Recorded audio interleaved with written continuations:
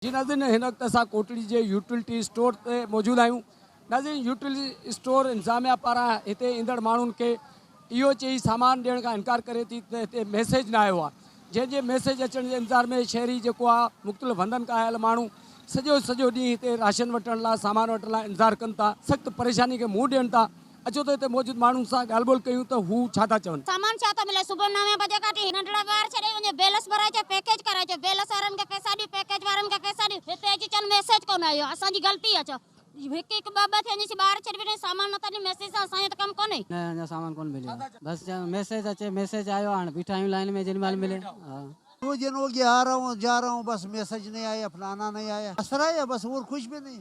नहीं जी, जब इधर गोदाम भरा पड़ा है, जब वरी वो को वापस कर रहे हैं। गवर्नमेंट कढियो आहे, असां हुनखे फॉलो पिया था कयूं ऐं सामान जेको बि अचे थो ग़रीबनि खे थो मिले। ग़रीबनि खां अलावा कुझु बि ॿाहिरि कोन थो वञे, सॼो सामान हिते पियो आहे, हर शइ हितां ई सामान ग़रीबनि खे पियो थो मिले। ॿिनि 2-3 मिंट जेकॾहिं अची थो मैसेज 2-3 मिंट लॻनि था, पोइ लाइन में त माण्हुनि जी रश बि त आहे न। कोटड़ी सिटी परसिकिता में हिकिड़ो ई स्टोर आहे जेको सॼे एरिया खे कवर पियो थो करे। हाणे उन जे माण्हुनि जो रश हूंदो त उते त रश थींदी ऐं माण्हुनि खे डिलीवर कयूं पिया था। कैमरामैन सरमद गुल सां गॾु Latif sorrow, KTN news, Kotri.